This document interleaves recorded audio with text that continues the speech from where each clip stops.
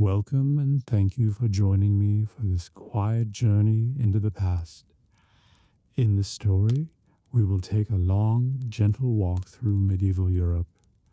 There will be no rush. We will move slowly, pausing often, noticing details, and lingering on the small things that made up ordinary life. Perhaps as you listen, you will feel your eyes grow heavy. Perhaps the slow rhythm of the words will carry you into sleep. That is perfectly fine. The past will still be here when you wake. The night is barely broken when the harbor stirs to life. Mist lingers over black water, curling like pale smoke between the masts of silent ships. The tide sighs against the worn pilings, and somewhere a gull cries, a lonely sound that echoes across the sleeping town. Lanterns glow faintly along the quay, their light soft and golden against the gray of dawn. Cobblestones are slick with sea spray. The smell of salt, tar, and yesterday's catch mingles with the smoke of early fires. Slowly the quiet breaks. A fisherman stirs in his boat, drawing in the lines he set before moonrise.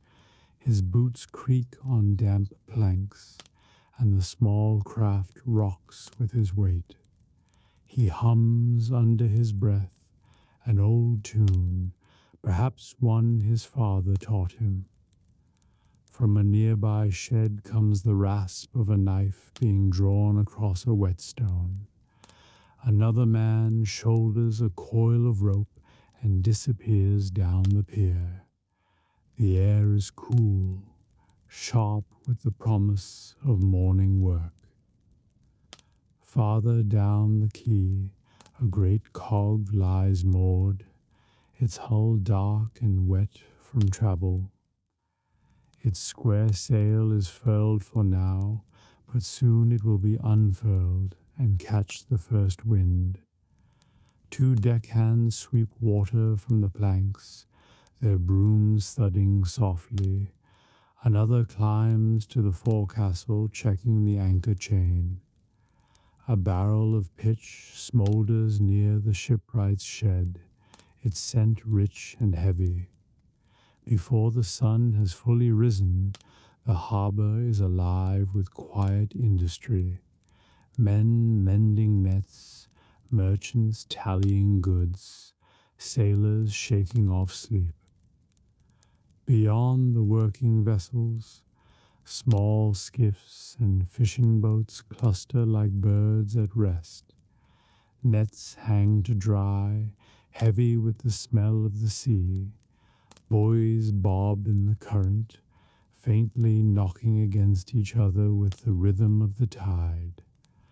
Dogs trot between the legs of workers, tails wagging as they search for scraps. A boy runs past with a basket of bread, the smell warm and yeasty. He dodges a sailor with a coil of sailcloth on his shoulder, then leaps a pudded with easy grace. Life here begins early, shaped by water and wind. At the water edge stands the harbor master's office, a low timbered building with salt-whitened walls and a roof of weathered tiles. Inside, ledgers line the shelves, thick with years of ink and sand. The harbor master himself steps outside now, wrapped in a long cloak against the chill. He scans the tide, the ships, the men at work. In one hand he carries a small bell. When he rings it, its tone is thin but commanding. New arrivals will soon need berths, and departing vessels must clear the channel before the tide turns. Above the harbor, the town stirs more slowly. Narrow lanes run down toward the water, lined with stone houses and timbered inns. Shutters creak open to let in the first light. Somewhere a baker slides loaves into his oven, the smell drifting down to the quay. From a small chapel comes the sound of a single bell, calling the devout to early prayer. A merchant yawns on his doorstep, surveying the wagons that will soon haul goods from ship to market. The sea gives life here. Everything begins and ends with the harbor. Sunrise comes at last. The horizon brightens from iron gray to silver, then to soft gold. Light spills over the masts, catching in the rigging and waking the gulls into a storm of cries. Sails begin to rise, snapping as morning wind slips in from the sea. The great cog heaves against its ropes. Deckhands scramble, shouting to one another. Fishermen push their boats from shore, oars dipping silently. The harbor now hums with motion, every sound layered, wood creaking, water slapping, gulls calling, men laughing low. Yet even in its bust, the harbor keeps a quiet dignity. Old timbers remember countless dawns, soldiers embarking for war, pilgrims bound for far-off shrines, merchants hoping for distant wealth. Every rope and spar carries the smell of salt and stories untold. Somewhere a boy dreams of sailing beyond the horizon. Somewhere an old sailor remembers a storm survived, and still the water comes and goes, the tide faithful as the turning of the seasons. As the sun climbs higher, the harbor is fully awake. Crates of wool and grain appear on the docks. Barrels roll toward waiting ships, and fishermen call their morning catch to the fishwives who haggle with knowing eyes. Dogs bark, bells ring, and the first tavern doors swing open to offer mugs of hot ale to cold hands. Another day of sea-bound labor has begun, slow, steady, and as ancient as the tide itself. The sea lies close and breathing, a great gray-green expanse stretching to the horizon. Here, along a quiet inlet where waves fold gently against the shingle, a fishing village wakes. Low cottages of timber and stone huddle close together, their roofs thatched and weathered by years of salt and wind. Nets hang like faded banners along walls and door frames. The air is damp and alive with the mingled scents of brine, smoke, and drying fish. Before the light is full, fishermen stir from their beds. Inside small rooms lit by a single candle, rough wool cloaks are pulled on and boots laced tight. Wives and daughters move quietly, tending to small hearth fires and packing food for the hours ahead. Coarse bread, dried herring, a wedge of hard cheese wrapped in cloth. A dog barks once, eager to follow, then settles when told to stay. Outside, a thin mist curls along the lane that leads down to the boats. At the water edge, the boats wait like patient animals. Most are small, wide, sturdy craft with curved prows and patched sails. Some are hauled above the tide line, their keels resting on sand and pebble. Others float tethered to wooden stakes driven deep into the shallows. Ropes creak softly as the tide shifts. A few lanterns still burn, casting pools of light on wet planks and coiled line.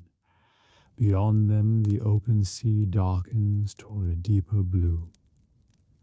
A young boy, perhaps 10, scrambles aboard his father's skiff, eager hands clutching the mast, his breath plumes in the cold air. The man follows, steady and slow, a cap pulled low over his brow. Together they unfurl the small sail, careful not to tangle the patched cloth. Two older fishermen work nearby, their talk low and easy.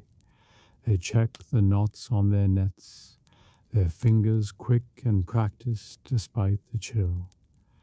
These men have lived their lives to the rhythm of tides and weather, measuring days not by bells but by wind and water.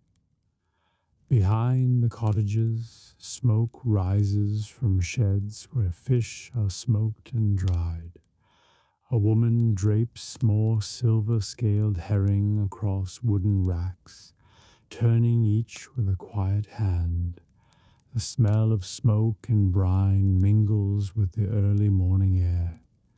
Children still too young for sea work scurry to gather driftwood for the fires, their bare feet quick over cold sand. One pauses to watch the boats push off, eyes wide with longing. Farther at the lane stands the village shrine, a small stone structure with a carved figure of a saint watching the waves. Sailors touch its doorframe or bow their heads briefly as they pass.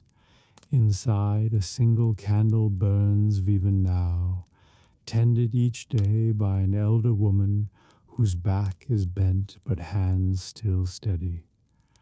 Offerings of shells, coins, and bits of twine rest at the statue's feet. No ship leaves this harbor without some quiet moment here, asking for safety and return. The first boats begin to move, oars dipping soundlessly. The tide is high, the wind favorable. Sails unfurl and catch a pale gold light as the sun lifts itself over the horizon. Gulls wheel and cry above, sensing the promise of bait and catch. The water shivers under their wings, rippling toward the open sea. On shore, those who remain, the old, the young, and those mending gear, watch silently until the boats grow small and the sails vanish into the morning haze. By mid-morning, the village hums with quiet work. Nets are patched, floats repaired, ropes coiled and tarred. Some men repair the hull of a larger boat that will soon brave deeper waters. Hammer strikes against wood. Pitch warms in an iron pot. Women gut and salt the fish brought in yesterday, their knives flashing with swift precision.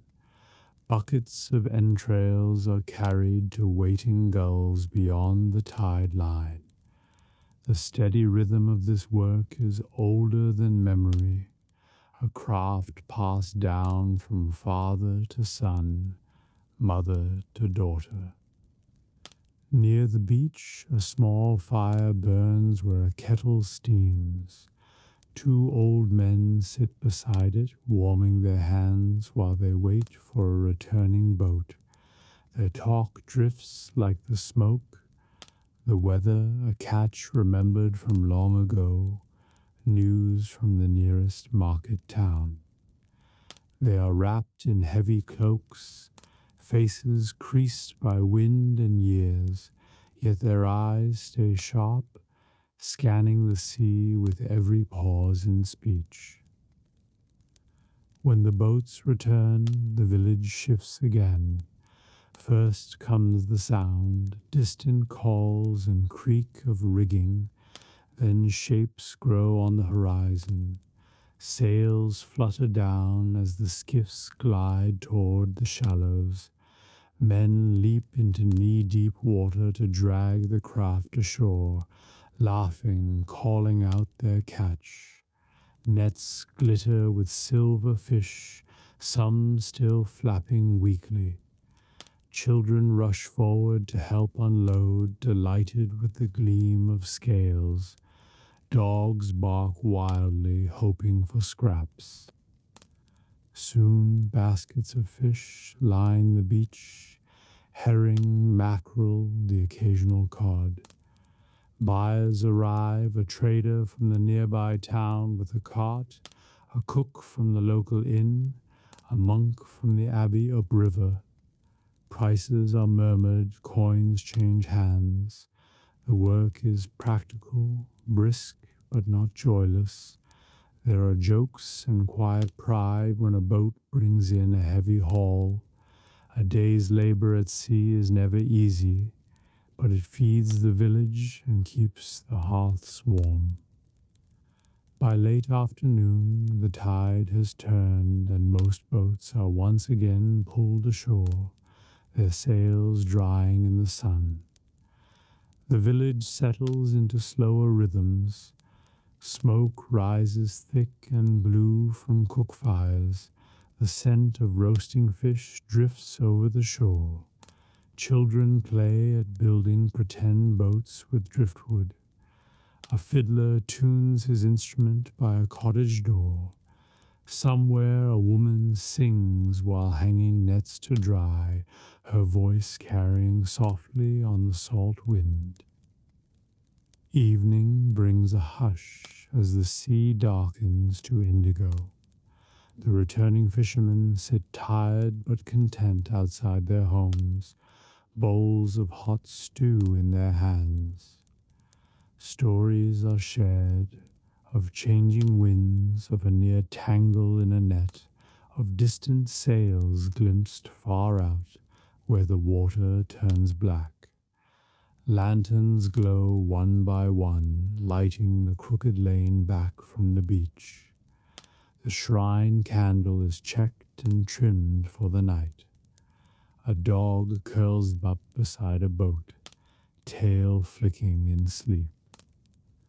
At last quiet returns. The tide whispers against the shore. The stars appear above the dark water. Somewhere far out, a bell on a buoy rings faintly, carried on the wind. In every cottage the fire burns low, nets dry in the soft night breeze, and those who earn their living by the sea sleep knowing it will call them again at dawn. At some point, every road meets water, a slow brown river sliding through meadows, a deep green torrent roaring from mountain snow, a lazy tidal channel widening toward the sea.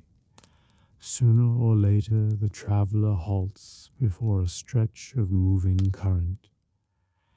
In the Middle Ages, such crossings were both lifeline and trial. Bridges and ferries decided the shape of trade, pilgrimage, and everyday travel.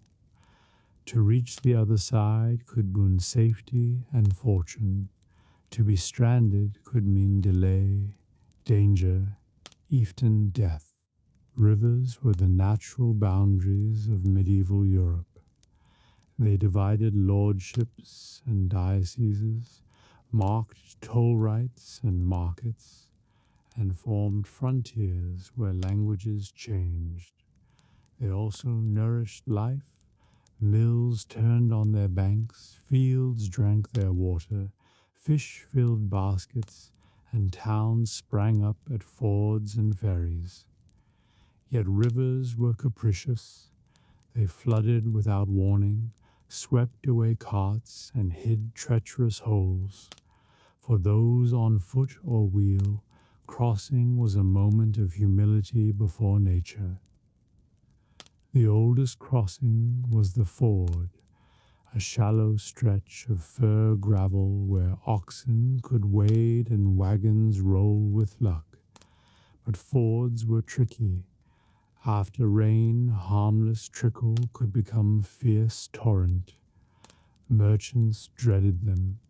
Pilgrims prayed at nearby shrines.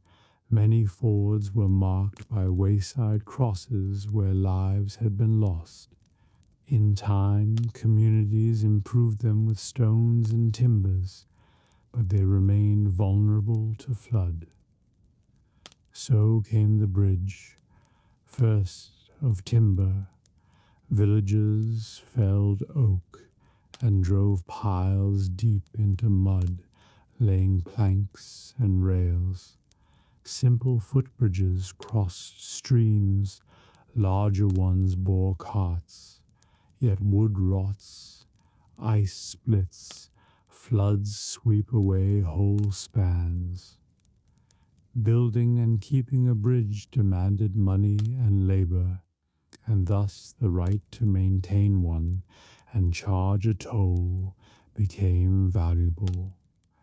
Lords, abbots, towns, and even wealthy guilds built bridges to secure trade and glory. Some bridges grew into marvels. Great piers of stone rose from rivers, arches carrying road high above flood. In France and Spain, in Italy and Germany, medieval masons built spans that still stand. They cut cofferdams to work dry in riverbed, raised pointed arches to shed force of current, and topped them with chapels or towers. A bridge was more than engineering, it was civic pride, symbol of protection and lucrative gate for tolls. Travelers paid coins to cross.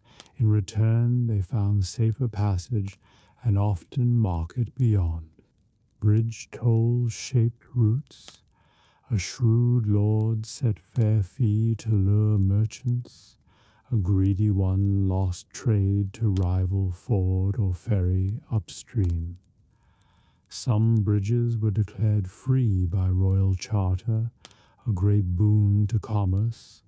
Others became famous for oppression. Chroniclers tell of merchants detouring miles to avoid a baron's grasping hand.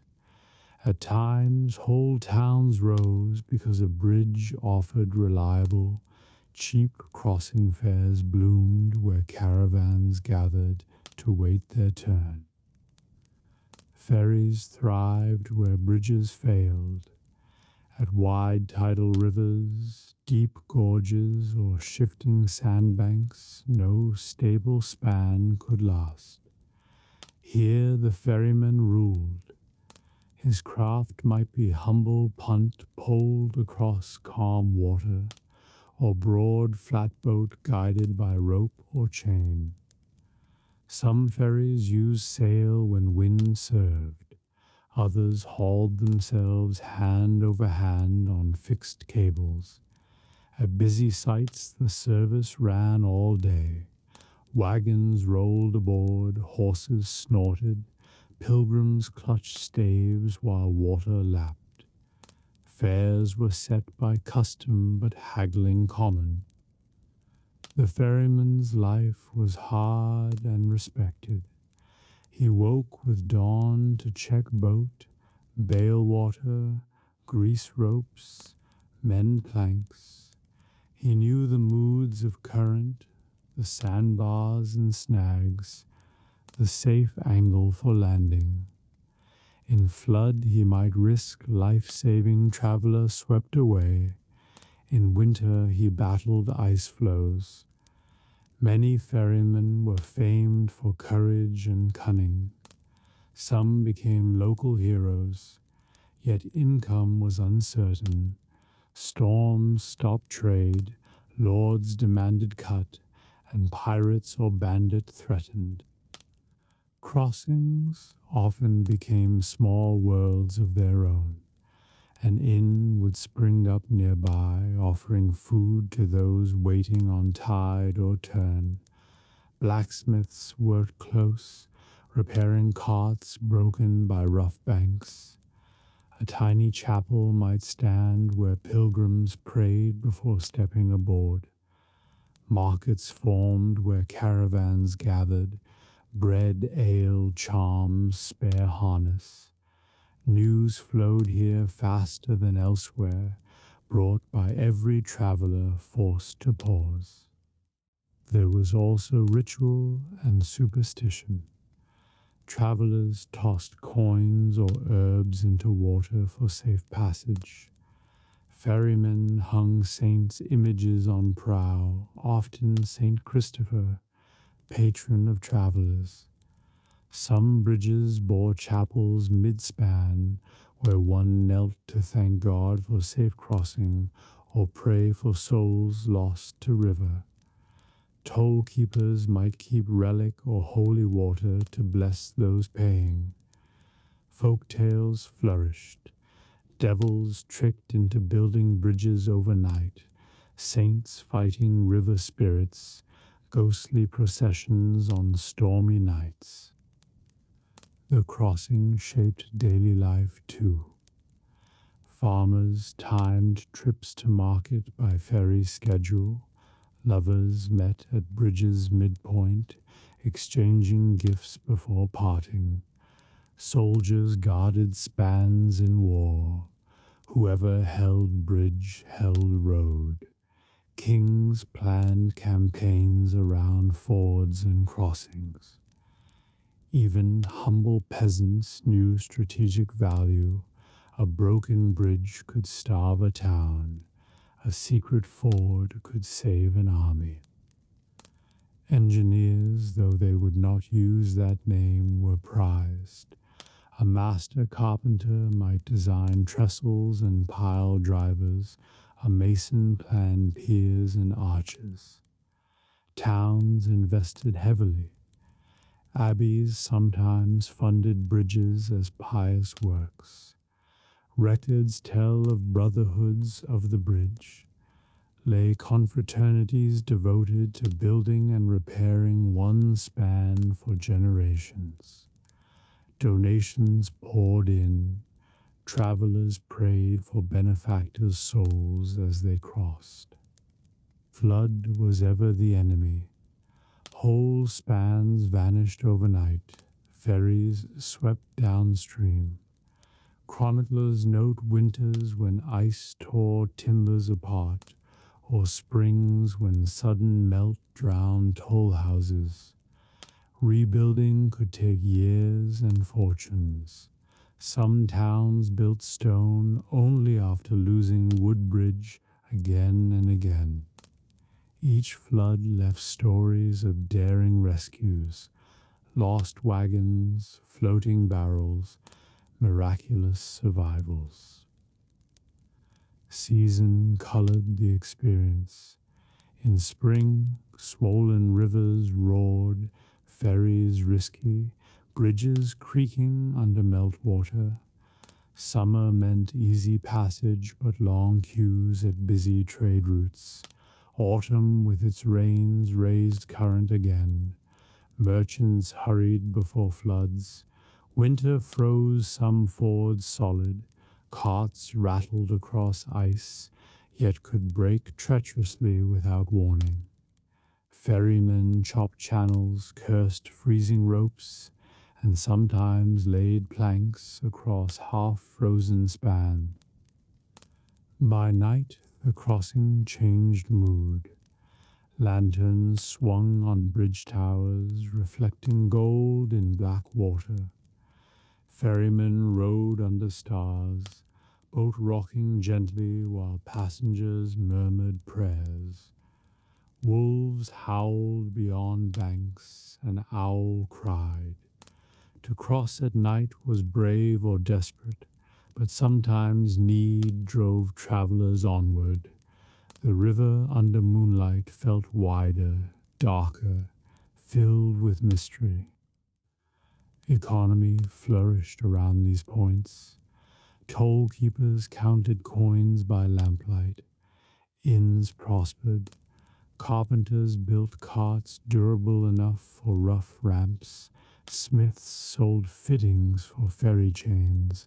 Even beggars knew good bridge could bean alms from softened travelers. Artists sketched spans, poets sang of faithful ferryman or cursed toll lord. Some crossings became famous meeting places. Peace treaties signed mid-bridge, rival lords halting on neutral planks. Pilgrims from many lands mingled waiting for boat. Markets at such spots grew into towns. What began as lone ferry hut became bustling port. A whole settlement might rise simply because river demanded pause. Yet each crossing, humble or grand, carried a sense of threshold. To step on bridge or boat was to leave something and face unknown shore. Merchants felt risk and hope. Pilgrims whispered prayers. Soldiers tightened grip on sword. Lovers parted or reunited. A journey's most vivid memory was often the river, the hiss of water, the sway of boat, the hum and creak of boards. Even today, many medieval bridges still arch across European rivers, worn smooth by countless feet. Their stones hold whispers of carts and cloaks, of prayers and curses, laughter and fear. Some ferries run still in quiet corners, little changed from centuries past.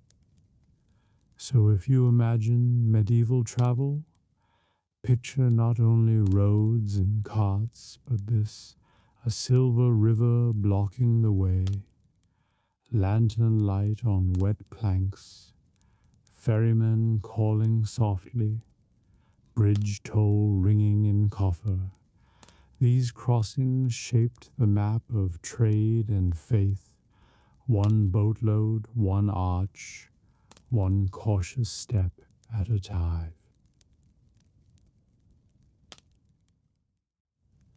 Before dawn, the quayside is a place of whispers and muffled footfalls. The tide has crept high into the harbor, black and glassy under the last pale stars.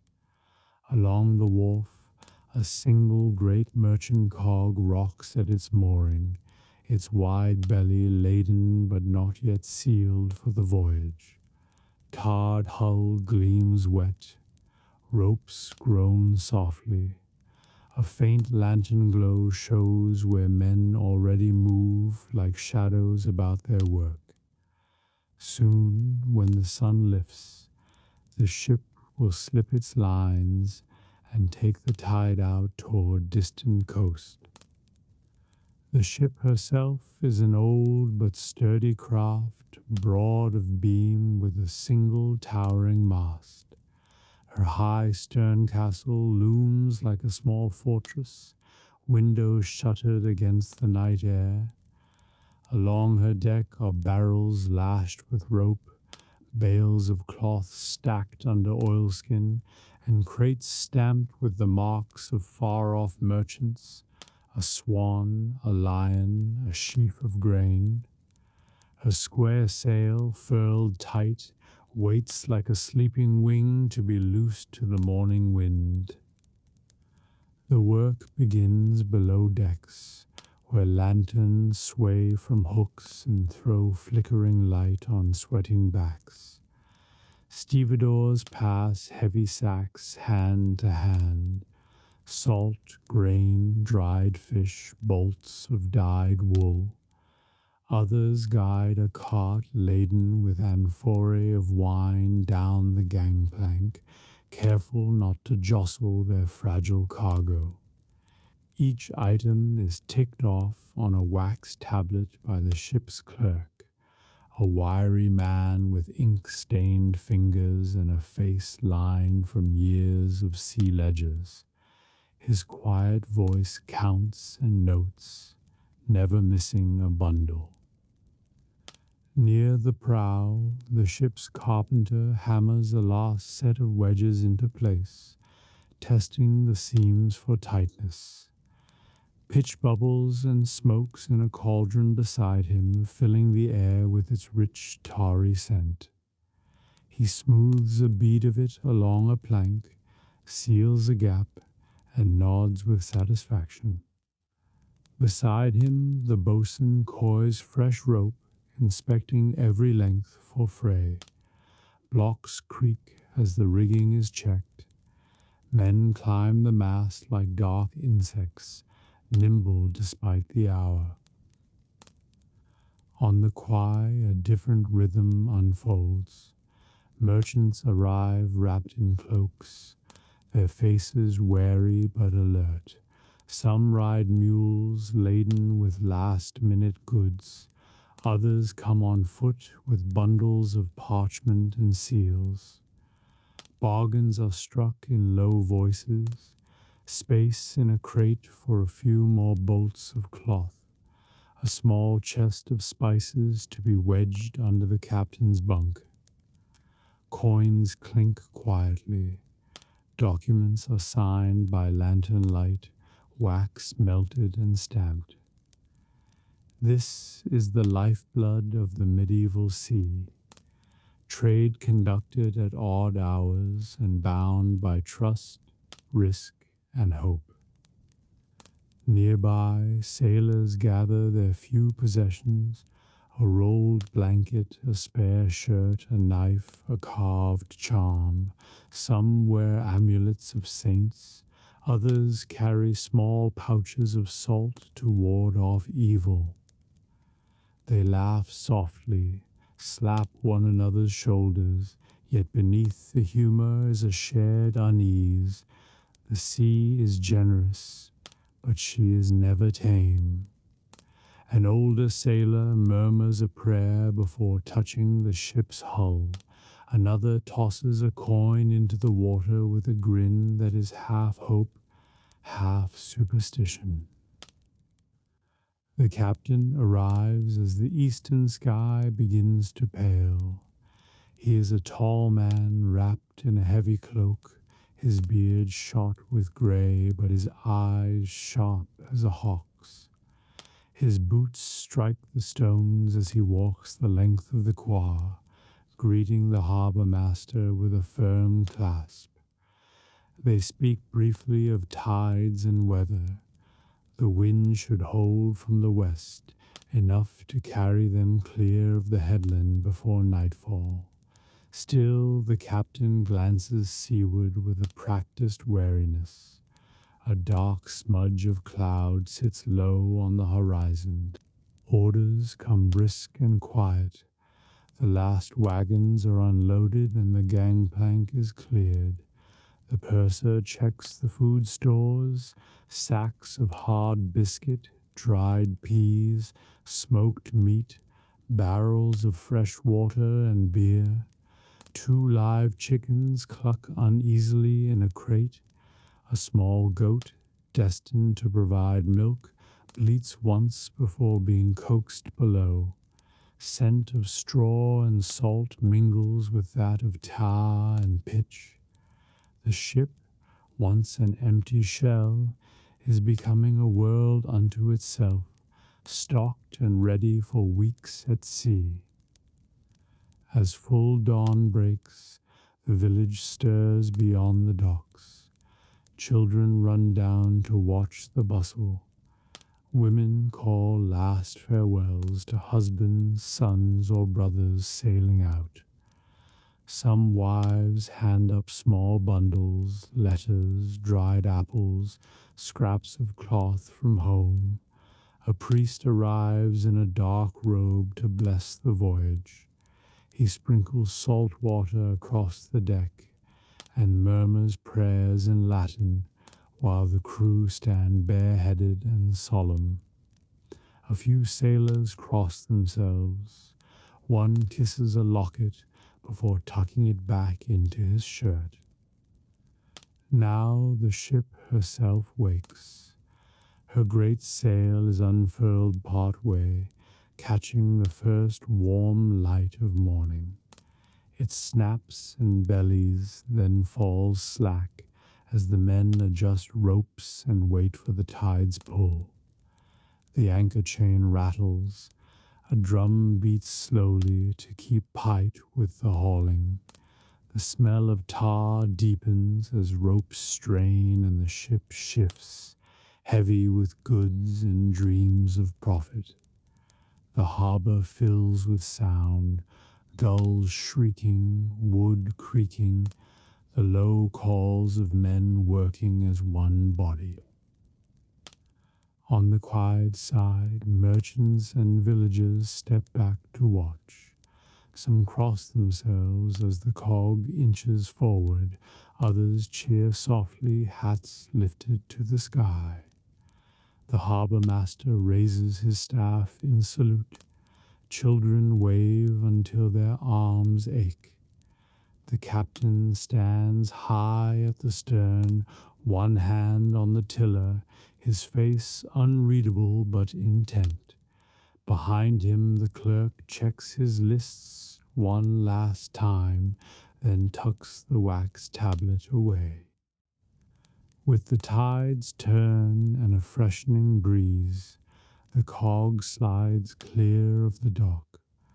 Oars dip to push her past the shallows until the sail fills with a long, satisfying sigh. Slowly, gracefully, she turns toward open water. The village grows small behind her. The lighthouse to the north stands pale and still against the morning sky. Ahead lies only the shimmering horizon and the promise of far-off harbors, strange markets, and uncertain seas. For those left behind, there is a moment of silence as the ship becomes a dark silhouette against the brightening east. Some wipe eyes quickly, others clasp hands and turn back to their work.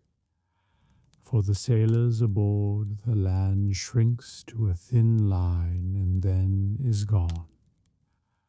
All that remains is the steady creak of timbers, the slap of water on hull, and the endless breathing of the sea, a world of risk, wealth, and wonder awaiting just beyond sight. Before roads were safe, before bridges spanned every stream, the river was the oldest and often easiest road of all. A boat could carry more than any cart, glide where wheels sank, and link faraway towns with slow, dependable strength.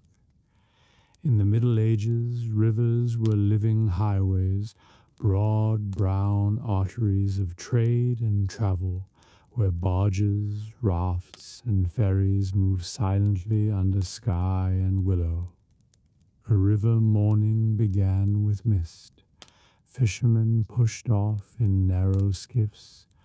Boatmen checked ropes and poles, shouting across water muffled by fog.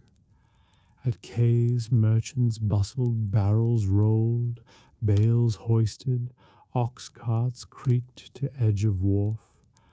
Monks from Riverside Abbey blessed a departing vessel or collected tolls. The water smelled of mud and green reeds, and beyond the bend someone's hammer rang where shipwrights mended hulls. Boats came in many shapes. Flat-bottomed barges hauled grain, salt, wool, or stone, easy to pole in shallow channels. Keelboats with simple sails carried heavier cargo down wide rivers. Rafts of logs floated from forest to sawmill, steered by long sweeps. Small passenger ferries darted back and forth where bridges lacked. In some towns, stately merchant cogs or hulks anchored, unloading exotic wares. Propulsion was humble. Where current ran strong, boatmen used poles, setting them to riverbed and walking them along deck in patient rhythm. Upstream was hardest. Men hauled with tow ropes from path along bank, straining like oxes. Sometimes horses or even teams of men pulled whole barges step by muddy step. Downstream travel felt gift. Current carried vessel while steersmen merely guided. Trade thrived on water. Grain from inland farms, millstones quarried up river, cloth from looms, fish both fresh and salted, wine from sunny vineyards, all floated to cities and seaports. Heavy stone for cathedrals moved this way, easier than overland. Tolls lined route bridges, lords' castles or monastic houses exacted coin or a portion of goods for safe passage. Flags or painted shields on boat signaled merchants' guild or lords' protection. Life aboard was simple. Crew cooked in iron pots, slept under rough awnings or in small cabins if lucky. Days measured by bends and landmarks. An oak grove, a chapel spire, a wayside inn where boaters drank and swapped news. Rain soaked everything. Sun baked decks dry again. Boots stayed muddy, hands rope burned, yet work gave freedom and modest pay. The river had moods. In spring it swelled with meltwater, swift and dangerous. In summer it lay low and gentle, sometimes too shallow for full loads. Autumn brought fog and busy traffic before winter. Winter iced edges or froze channels, halting trade. Floods could sweep away ferries, drown cattle, and cut villages off for weeks. Every boatman read sky and current like scripture. Villages and towns faced river, thriving on its gifts. Mills turned wheels where channels diverted water. Washerwomen beat linen on stones. Tanners soaked hides. Children fished with string and stick. Geese waddled among reeds. Ferries rang with laughter or caution as animals and carts balanced aboard. Market days saw docks alive with shouting, counting, and bargaining as cargo shifted from boat to street. Spiritual life clung to banks. Chapels stood by fords and bridges where travelers prayed before crossing. Processions blessed river at Epiphany. Saints' statues faced water, guarding against flood. Pilgrims sometimes floated part of their way to shrines, singing psalms. Boatmen called on St. Nicholas for protection, his image often carved into prow. Dangers lurked, shifting sandbars, sudden storms, pirates or robbers from dense woods. Some lords kept armed patrol boats, merchants sometimes hired guards. But most days passed in steady peace. Creak of timber, splash of pole, call of heron. At night boats moored at safe bank or dock. Fires burned in braziers, crew cooked supper, bread, fish, ale if coin allowed. Town lights flickered across water, frogs and night birds sang.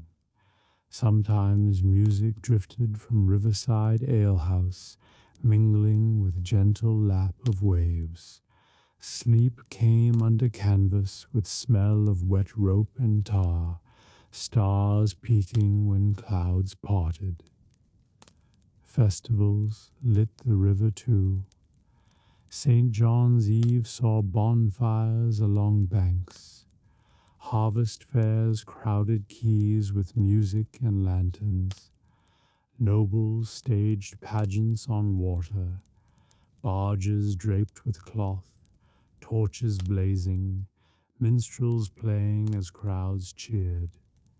Even humble boatmen paused to watch, pride swelling that their highway carried such wonder. For many, river travel meant possibility. A poor youth might sign on with barge master and see towns beyond imagining. A merchant might send first cargo and dream of wealth.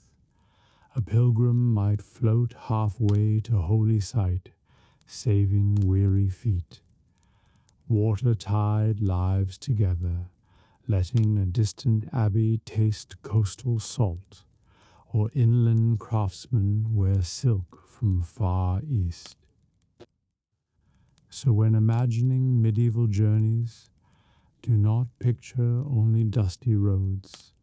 See also these slow, strong river journeys, barges poling under willows, rafts sliding past abbeys, ferries busy with gossip and carts.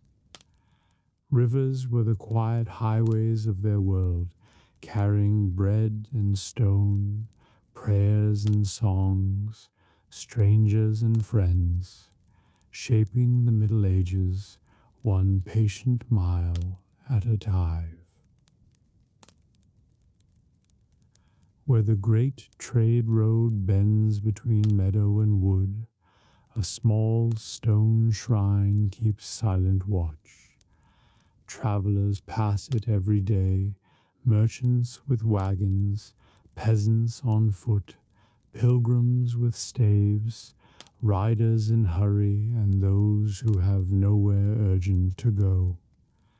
It is simple, a single arch of fieldstone, roofed in slate, with a wooden figure inside, part saint, part old guardian of the way. Beside it stands a bench worn smooth, and before it a flat stone where offerings gather. At dawn the shrine is wrapped in mist, dew beads the low roof and silver threads the grass. Birds call softly in the hedgerow, and the road lies quiet except for one man, an old carter named Hugo, leading his single mule. He stops, as he always does, and sets down his load. From his pouch he takes a crust of bread and lays it on the stone. He bows his head, murmuring thanks for another safe night and strength for the miles ahead. The mule flicks its ears and noses the grass. The shrine's guardian figure is carved of oak, darkened by rain and sun. It is hard to tell if it shows a saint, a shepherd, or a traveler with staff and bundle. Perhaps it has been all of these in turn. Its face is simple but kind, its hands lifted in blessing.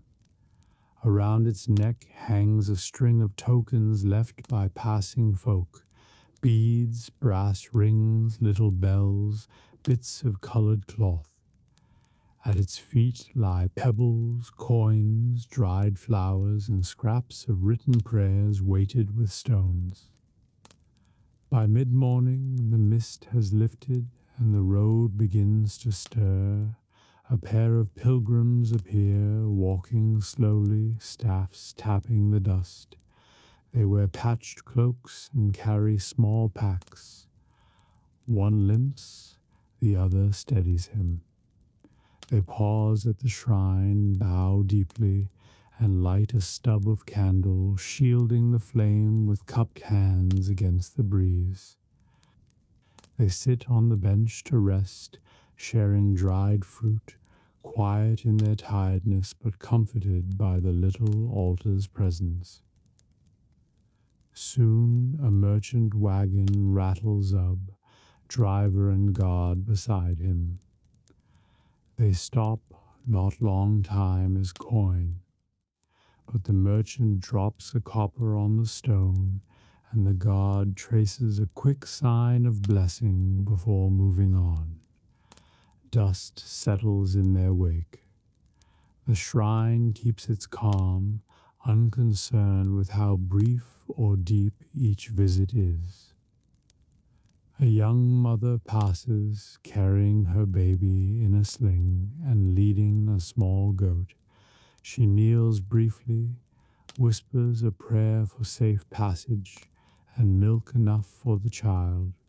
She leaves a sprig of rosemary tucked at the figure's feet. Then she moves on, her goat stepping patiently, the baby watching wide-eyed as light plays through the trees. Toward noon, the sun grows warm. A tinker with jingling pans arrives and decides to rest. He props his pack on the bench and eats cheese and bread.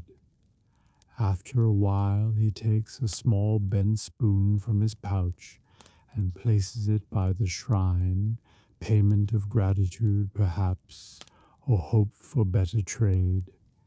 He hums an old tune as he goes, the sound fading down the road.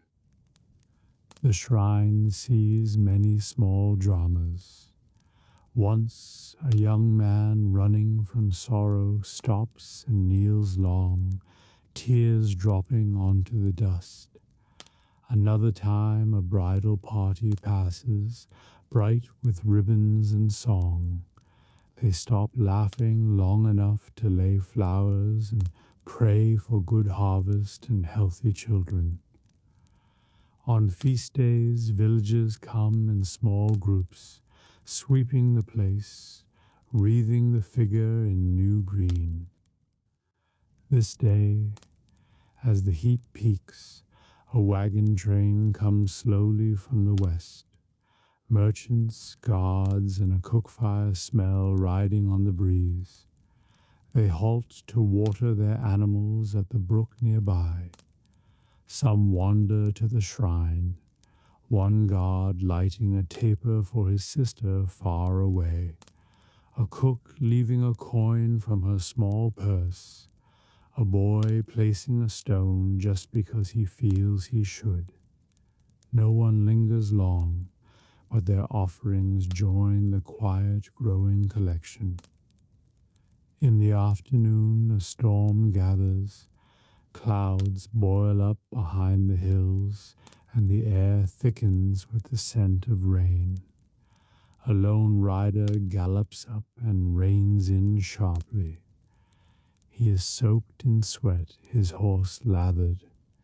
He dismounts, breathing hard, and kneels only a moment, touching his forehead to the stone. Then he mounts and is gone, lost to the rising wind. The shrine keeps his haste, like a breath held and released. When rain comes, it comes fast. Sheets of water blur the road, drumming on the slate roof. The shrine, snug beneath its arch, stands dry. A group of peasants huddles there, cloaks pulled tight. They laugh nervously, surprised by the downpour, and share a hunk of bread. A boy peers at the wooden figure and whispers a story about it, walking the road at night to chase away wolves. The others smile, letting him believe. After the storm, the air clears to a bright, rinsed world, leaves glitter, and the brook sings louder. Travelers shake out cloaks and move on. The shrine drips quietly, offerings washed fresh. A rainbow arches above for a breath-long time, and then the road returns to its soft, murmuring life. Toward evening, when shadows lengthen, a peddler comes with his small cart. He sets down a bundle and begins to sweep the wet leaves from the shrine's base. He is his hired. It is simply his habit when he passes. He straightens the offerings, tucks wilted flowers to the side, and lights a fresh candle. Then he sits on the bench to eat a little supper and watch the first stars prick the sky. As dusk deepens, more passers-by arrive.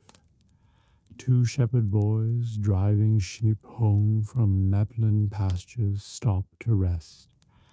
One dares to pluck the shrine's bell and lets it chime softly before the other shushes him. A merchant couple lights a taper for safe travel tomorrow. A farmer leading an ox cart pauses to stretch his back, nodding respectfully to the wooden figure. When the light is nearly gone, an old woman with a pack arrives from the east. She moves slowly, leaning on a staff, but her eyes are bright. She kneels a long time, lips moving in prayer. Then she takes from her pouch a tiny loaf of bread, no bigger than a fist, and sets it before the shrine. She touches the carved hand and smiles as if greeting an old friend, before settling to sleep on the bench under her cloak. The shrine keeps watch over her. Night gathers gently, fireflies drift in the hedgerow, an owl calls from the wood. The road quiets to almost nothing but the sigh of wind. The shrine stands, dark but not forgotten, candlelight flickering on the wooden face. Each small gift glows faintly, copper coins, pine cones, herbs, stones. The smell of wet earth and smoke from distant hearths hangs in the air. Far off, the bell tower of a town rings curfew. The sound carries softly across fields and hedges. The woman on the bench stirs but does not wake. Her sleep is easy here. The road itself seems to rest. Horses in far stables snort and settle. Carts stand silent under sheds, and the mountains beyond grow black against the stars. The shrine asks for nothing, yet gives a quiet strength. It is a pause in the long miles, a reminder that one is alone on the road. Travelers leave what they care, bread, coin, prayer, or only a breath. In return, they carry away a sense of blessing, small but real. By midnight, the candle gutters and dies, but the wooden face remains serene. Mist begins to gather again in the low hollows, silvering the stones. Somewhere beyond, another traveler is making his way, guided by moonlight, tired but hopeful. When he comes upon this place, he will find it waiting as it has for generations. A small roof, a quiet bench, and a carved guardian ready to listen. The sea is never silent. Even on the gentlest of mornings it sighs low and endless against the rocks. But there are days when its voice changes, when the familiar rhythm is broken and the wind comes down like a warning from the far horizon. Such a day begins quietly in the little coastal hamlet, with a pale sky and a thin line of clouds out beyond the bay. Few notice at first. Nets are mended, boats rock gently at their moorings, gulls cry and wheel in lazy spirals, yet somewhere a fisherman glances to the east and frowns. The tide runs stronger than usual. Waves slap more sharply against the stone quay, and ropes creak as if unsettled. The air grows heavy with the scent of salt and coming rain. A dog barks once and slinks back toward the cottages.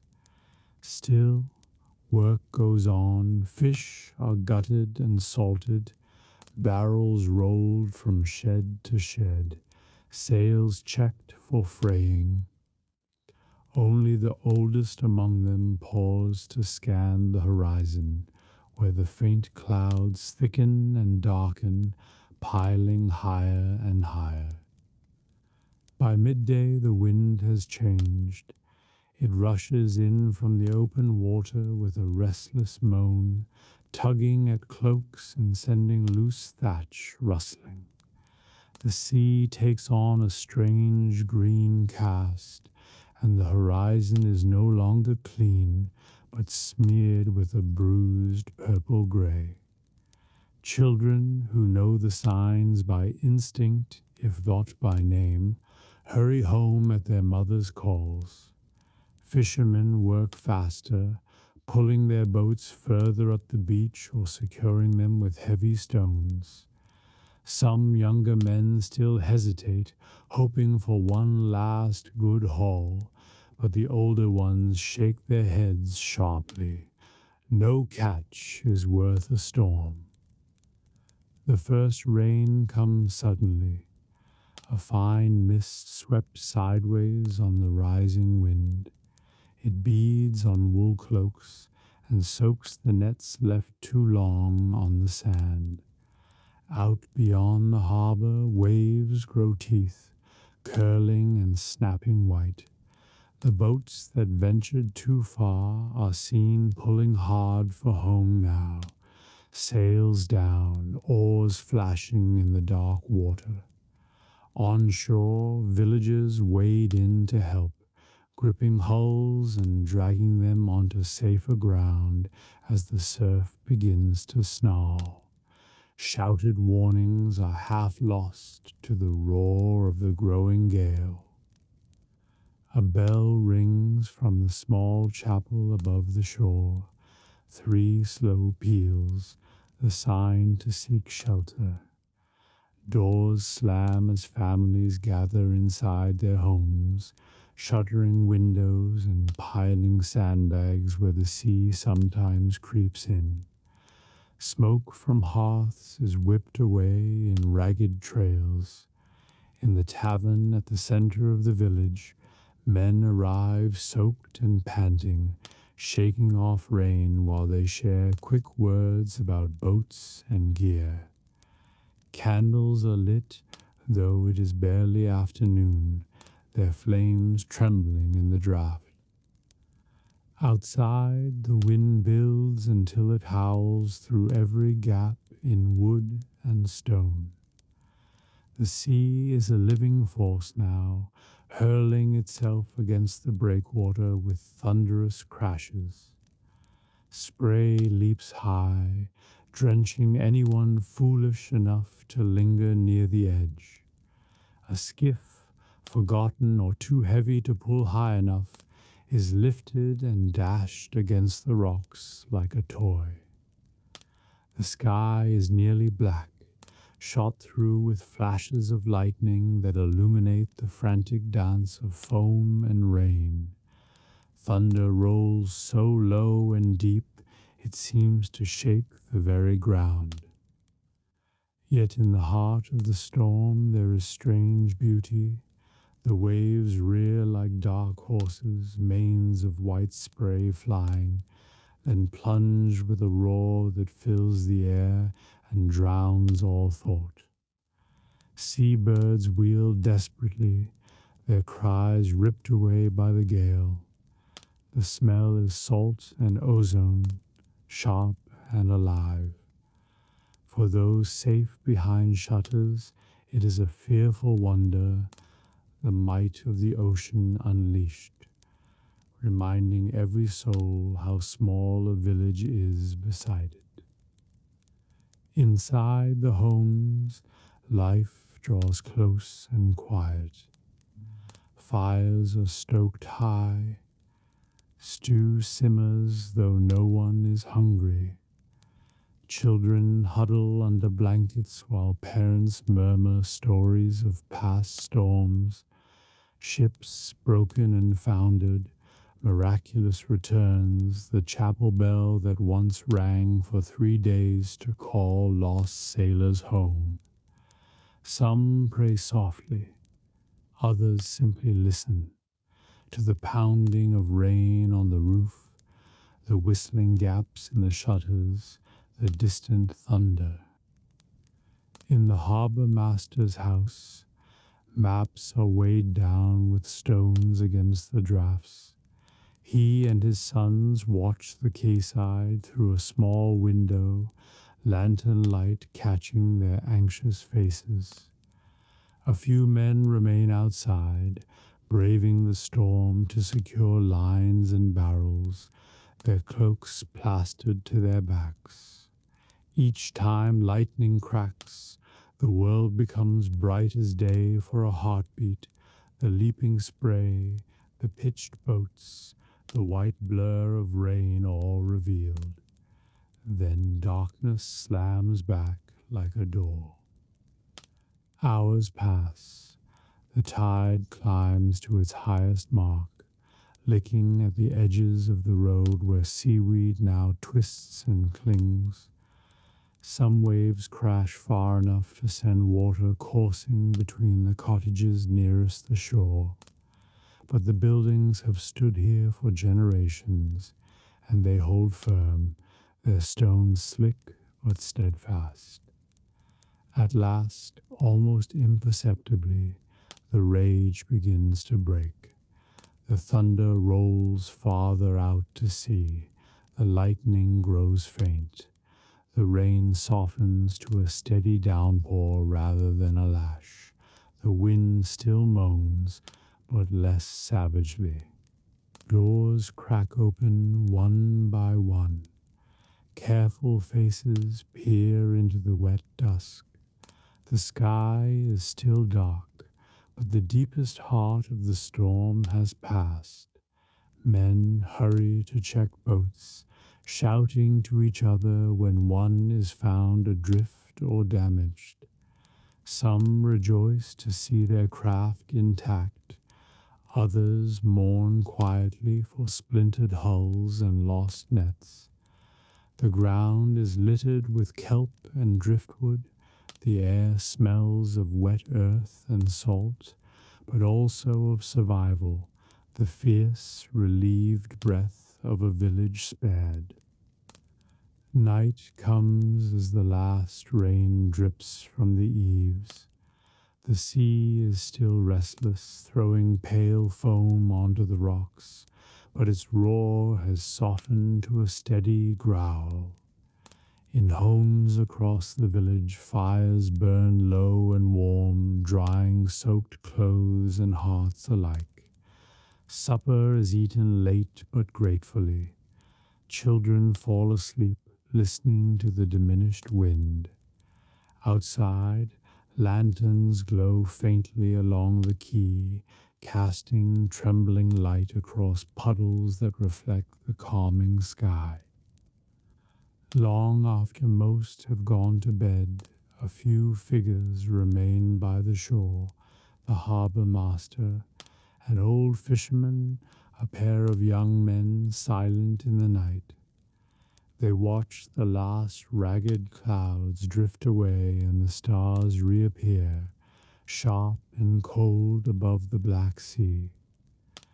The storm has passed, leaving the world rinsed and humbled. Tomorrow there will be work, repairs, drying nets, mending hulls, but for now there is only the quiet breathing of the tide and the deep, enduring presence of the sea. Night is falling on the long medieval road. The ruts of the day have turned to shadowed grooves, hedgerows blur into dark shapes, and the air cools with the scent of damp earth and distant wood smoke. A weary traveler, cloak dusty and feet sore, lifts his eyes in relief when he spots the faint glow ahead, a lantern swinging above a timbered doorway. Its signboard creaks in the wind.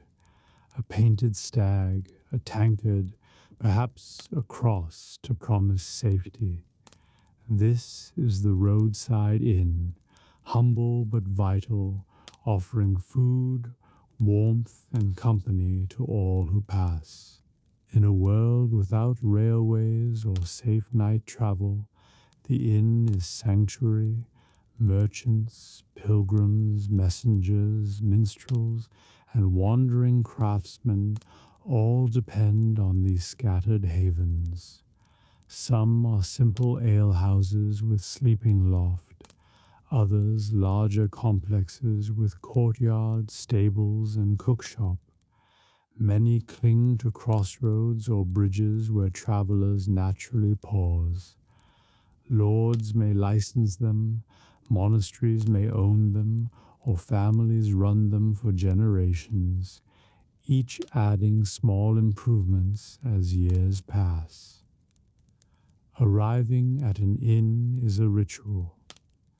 First, the smell, wood smoke, roasting meat, warm ale, then sounds, horses snorting in yard, a smith perhaps hammering quick repair, laughter and clatter from the hall. Inside is firelight and bustle. A host greets newcomers, sometimes with wary eye. Travelers bring custom but also trouble. Guards or servants lead beasts to stable, rubbing them down, feeding hay. Saddlebags and chests are carried in, often watched closely lest hands grow light. The common room is heart of the inn. Long trusted tables stretch before great hearth where logs roar and spit. Benches line walls. Above, rafters glow with soot and hang with herbs or drying game. The air smells of stew, onions, barley, perhaps hare or chicken, and fresh bread.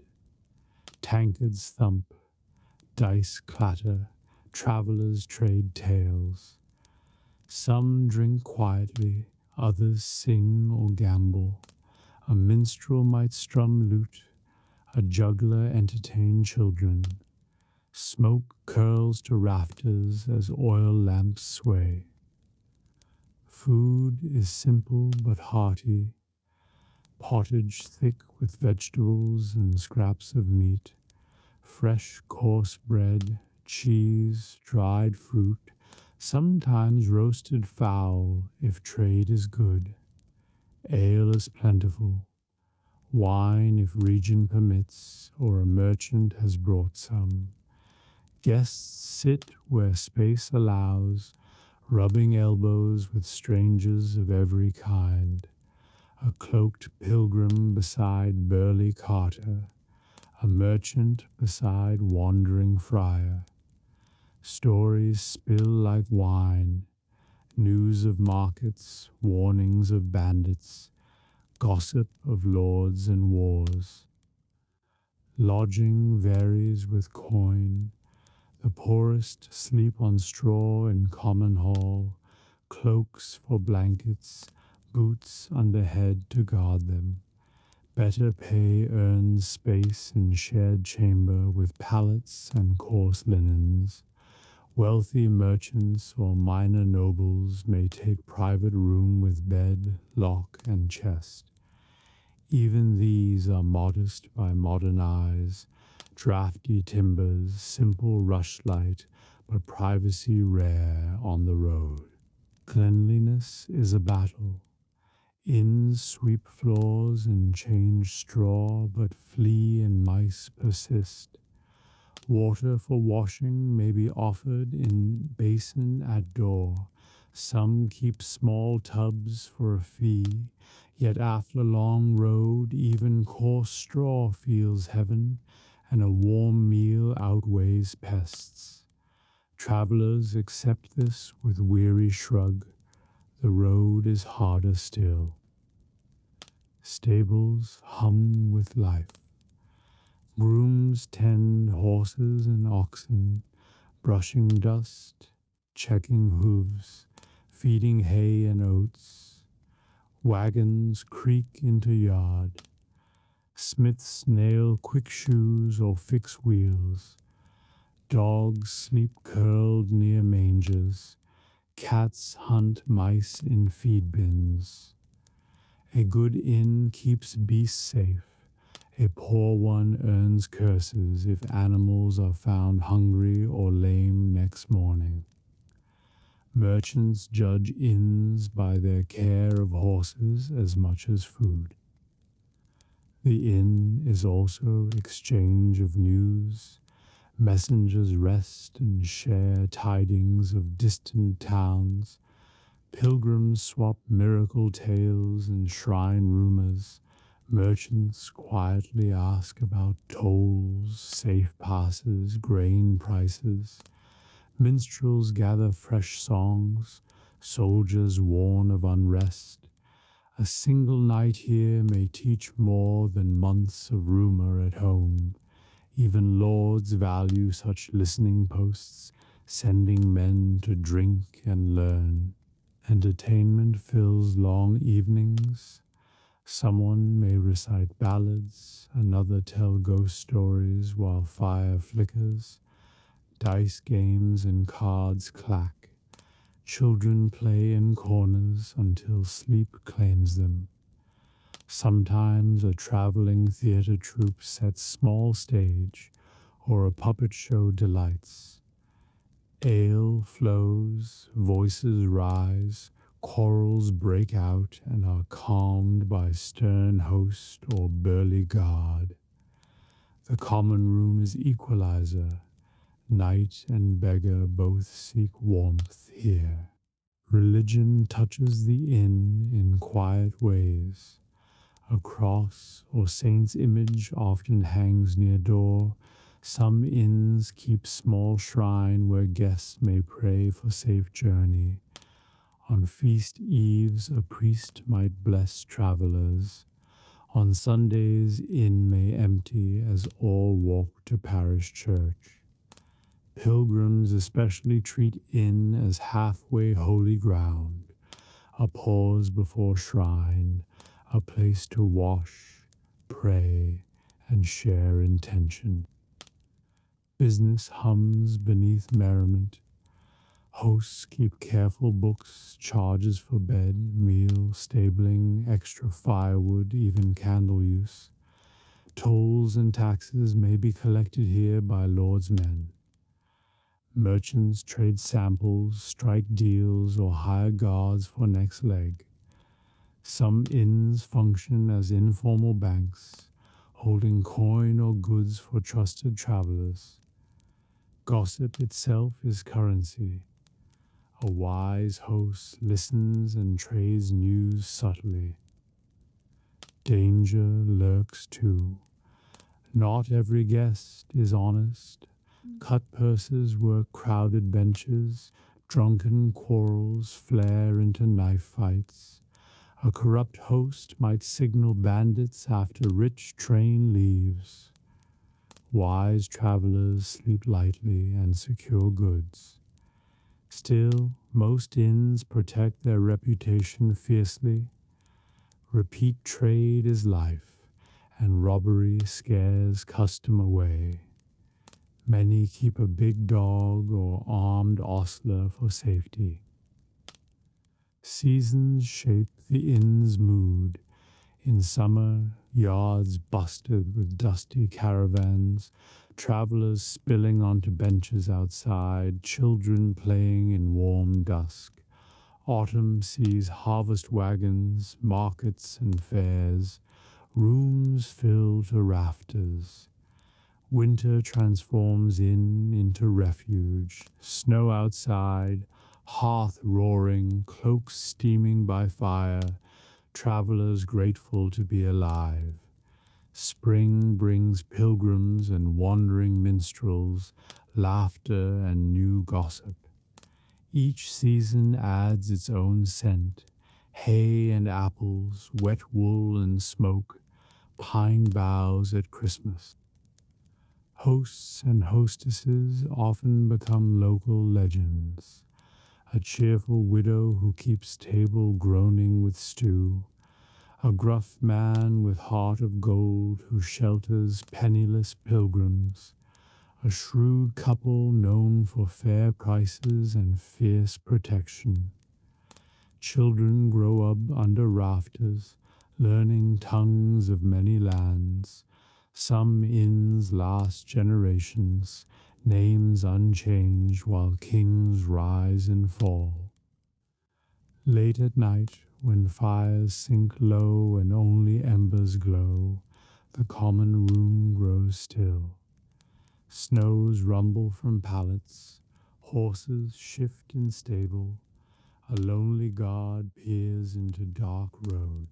Somewhere a minstrel's song fades to silence.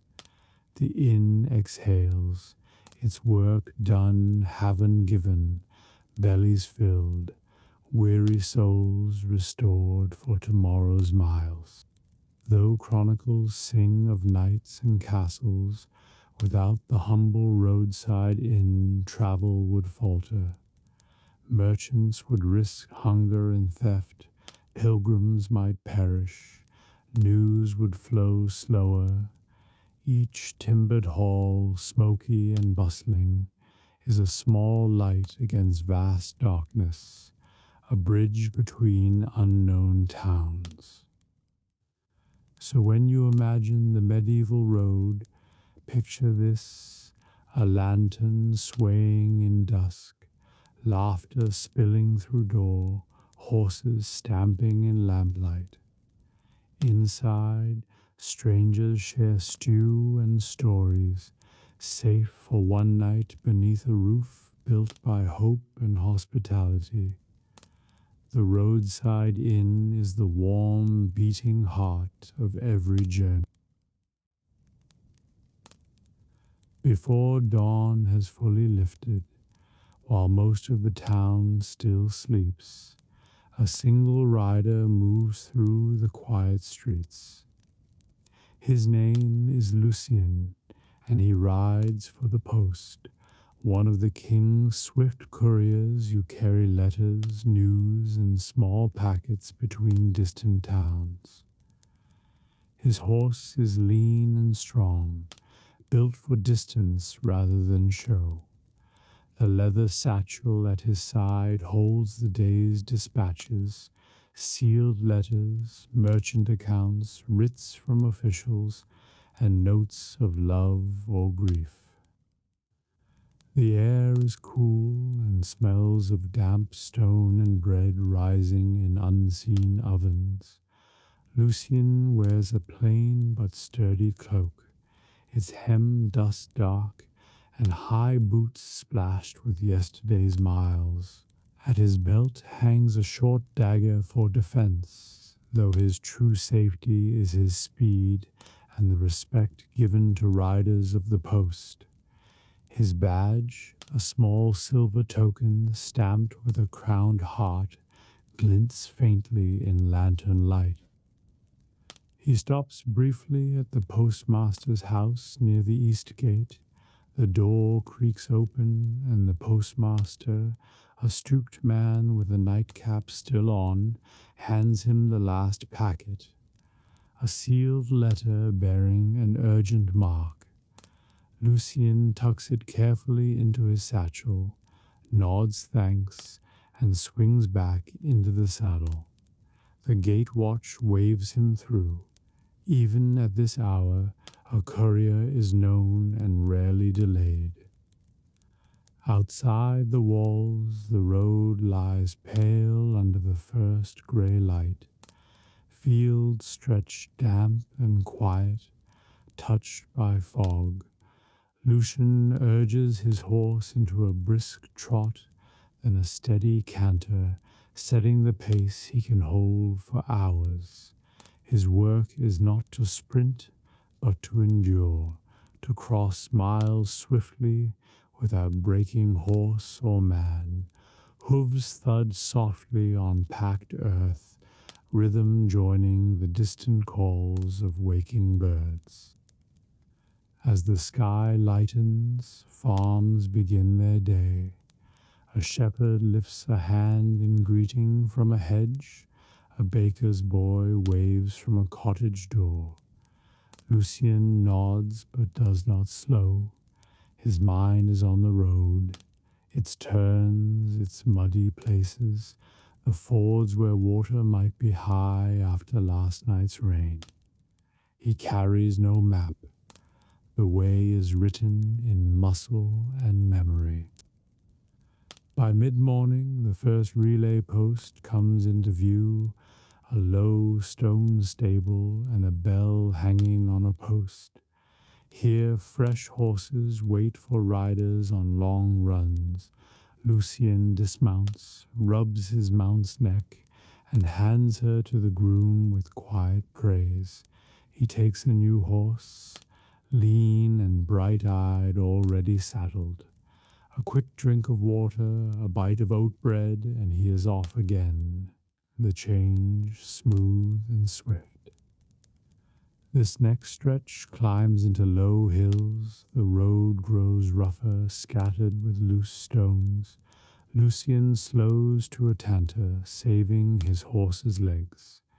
The wind is cool and carries scents of pine and distant smoke. Now and then he overtakes slower travelers, a tinker with clattering wares, a farmer driving pigs, a pair of monks on foot. Each steps aside for the rider of the post, offering a nod or blessing. Lucien answers with a lifted hand, but keeps his speed.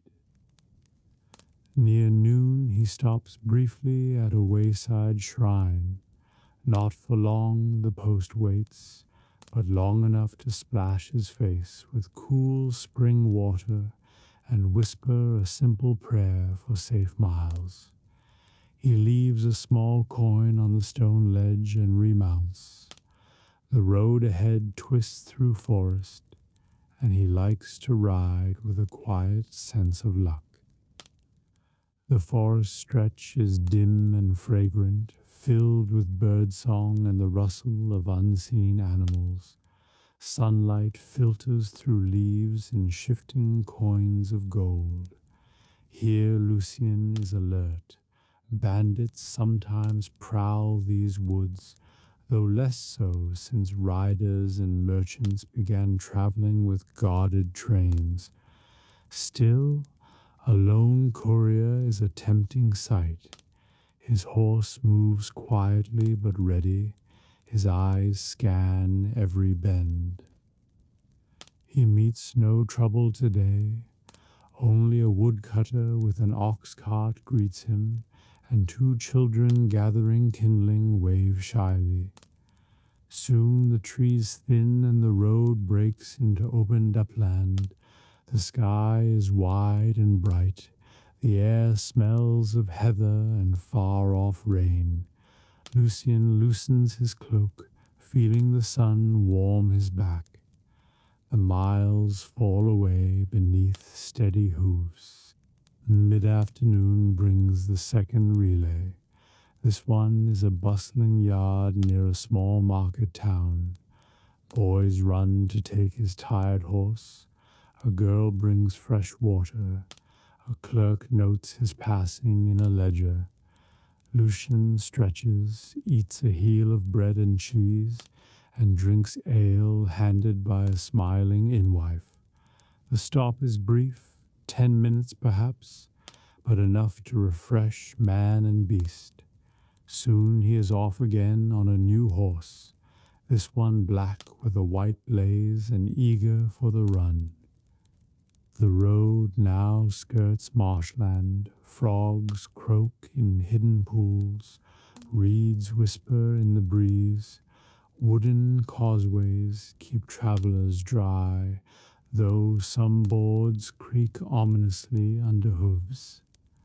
Lucian trusts his mount and keeps a steady pace. He thinks of the letters in his satchel, some joyful, some grim. He never reads them. A rider's honor forbids it, but he feels their weight nonetheless. Evening nears as the land rises once more toward low mountains. Shadows lengthen and the air grows cooler. Lucian pushes on. The day's goal is the mountain relay house where he can rest. His body aches from hours in the saddle, but he rides with practiced patience. Every clink of harness, every creak of leather is familiar. He passes a slow caravan of merchants and calls a brief warning before galloping by. They wave, one calls good luck. A pair of shepherds drives sheep aside to let him through. All know the male rider's work touches theirs. Contracts signed, news of prices, letters to distant kin. His speed knits the wide land together. At last the relay house comes into view, a stout stone building with smoke curling from its chimney and a lantern hung high. Dogs bark as he approaches. A stable hand runs out to take his horse. Lucian swings stiffly down, pats the horse's neck, and hands over the reins. Inside, warmth and welcome. A fire, bread and stew, a bunk for the night. Other riders sit at the long table, eating and trading quiet road news. He reports his route to the master of posts. No bandits seen, bridge at Miller's Ford safe, road firm though muddy in the low meadows. The master nods and notes it in a great ledger. Tomorrow another rider will take these letters farther, or Lucian himself will press on with fresh horses. Tonight he is free to rest. He eats well, savoring hot broth and crusty bread. His body hums with fatigue but also quiet pride. Few notice the riders of the post. They slip between towns like the wind. But without them the kingdom would slow, news would falter, trade would stumble, letters of love would linger too long. Lucian knows this, and it is enough. After supper he tends his gear, brushes dust from boots, checks saddle straps, oils the leather of his satchel. He runs fingers over the sealed packets, counting each one carefully. Tomorrow they will be on their way again, flying over miles like thoughts made flesh. When at last he lies on his narrow bunk, the sounds of the relay house soothe him. Horses shifting in stalls, Low talk among other riders, the pop of fire. Outside, the road lies quiet under stars, but it will not stay so. Couriers will ride it before dawn. Lucien sleeps easily, tired but content, knowing he is part of that ceaseless, invisible river of messages. Far away, someone waits for news, a merchant for prices, a wife for word of a traveling husband, a lord for royal command. They do not know his name, but his miles bring their world closer. He rides for them, for all who live between towns and need their voices carried. The night deepens.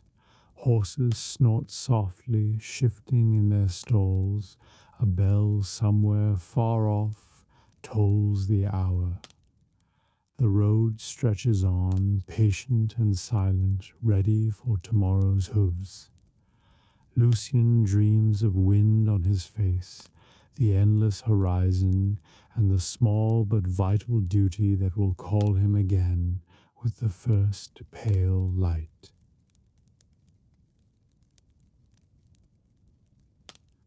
Where the trade road slips into low hills and scattered woods, travelers often make camp. There is no inn for miles, only a clearing known by those who wander, a flat circle of earth ringed by oaks, with a stone fire pit at its heart. The stones are blackened by countless nights of smoke and flame. Here, strangers become neighbors for a few quiet hours, sharing warmth, food, and stories before the road calls them on. At sunset, a single traveler arrives first. She is a wool merchant named Isolde, leading a patient gray mule. She has walked since dawn and is glad to stop. Her boots are dusted pale, her cloak damp with sweat, but her face holds calm determination. She unslings her pack, gathers fallen wood, and coaxes a small fire to life with practiced hands. Sparks rise, the clearing glows softly as the sky deepens to violet. Soon a second wanderer comes, a young man named Perrin, traveling home from the fair. He leads a thin dog and carries a lute on his back. He greets Isolde with a cautious smile and asks if he might share the fire. She nods. Strangers here know the silent rules. Bring wood, offer food if you can, harm no one. Perrin lays down his bundle, helps fetch more sticks, and sets a kettle of water to heat. While they work, another pair appears from the dusk, a carter and his wife driving a small wagon piled with sacks. They have no need of lodging, they carry their own shelter, but a warm fire draws them in. The wife unpacks bread and a wheel of cheese. The man tends his horse. Greetings are brief but kind. The clearing fills with the simple sounds of camp. Snapping twigs, quiet voices, the hiss of water about to boil. As the fire brightens, so does fellowship.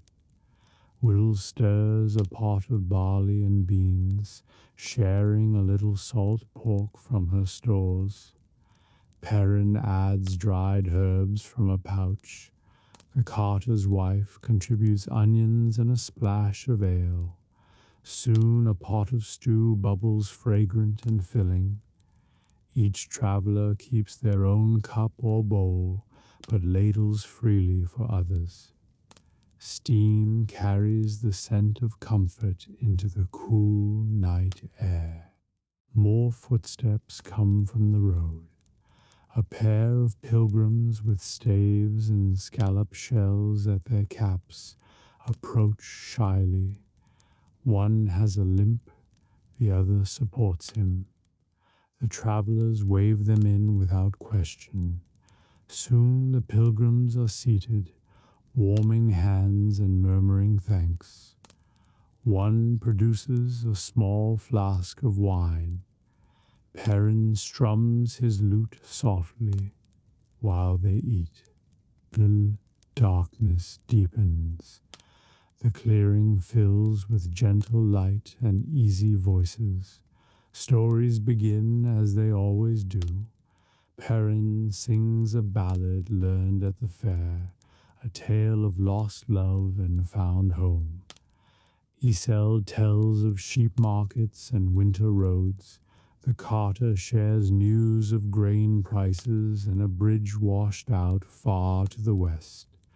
The pilgrims speak of the long miles behind and ahead, of shrines visited, of quiet prayers. Each tale is simple, but shared with warmth. The night air smells of wood smoke and stew, of damp earth and cooling iron from the wagon's wheels. Above, stars sharpen in a sky scrubbed clear by day's breeze. Owls call from the woods.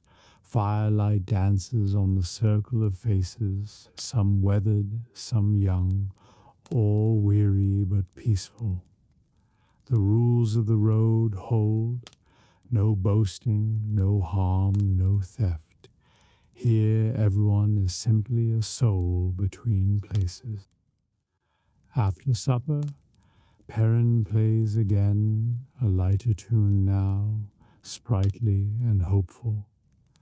The carter taps his knee to the rhythm, the pilgrims smile and hum along.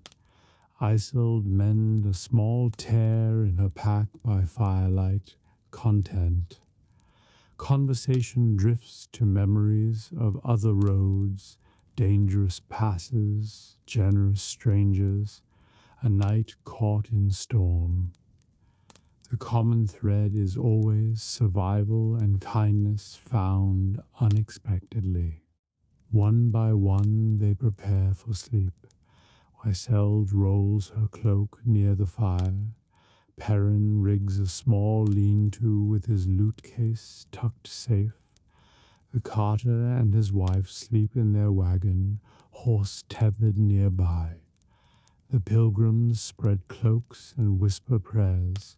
Someone adds last wood to the fire so embers will last till dawn. Its glow warms the circle as night settles fully. Silence comes but for the fire's soft cracker and night sounds beyond, crickets, a fox's bark, distant river sigh. Stars wheel above the clearing, bright and cold.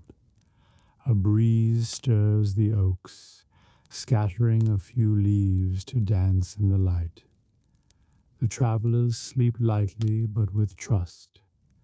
This place is known as safe ground, protected by its long tradition. Near midnight, Isolde wakes briefly. She checks the mule, adds a stick to the fire, and looks around at the sleeping shapes. In the glow, she feels a quiet gratitude, alone on the road, one to be vulnerable. But here, tonight, strangers have become something gentler.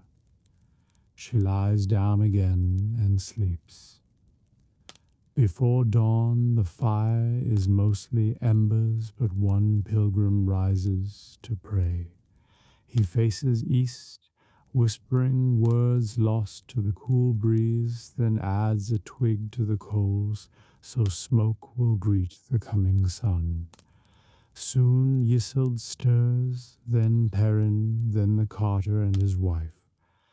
quiet morning movements replace the hush, rolling cloaks, fastening packs, rubbing eyes. No one lingers long.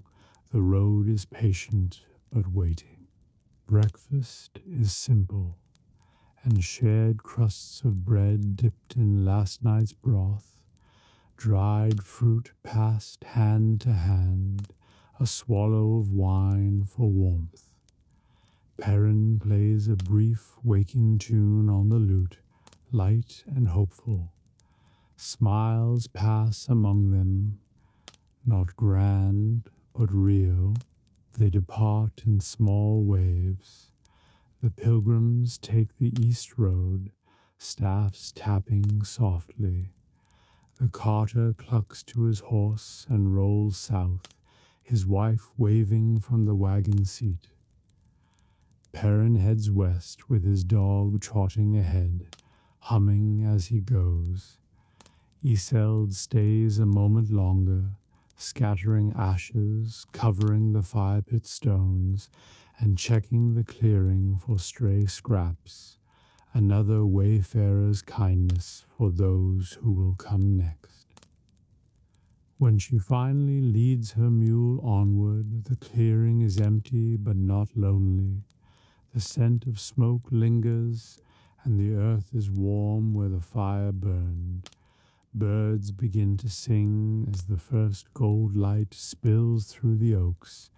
By noon, new travelers may arrive, tired and hungry, and find the place ready. Stones set, space clear, a silent invitation to safety. The road rolls on, long and uncertain, but here it offers this small mercy, a circle of stones, a fire's memory, and the knowledge that strangers can be gentle for one night beneath the same stars.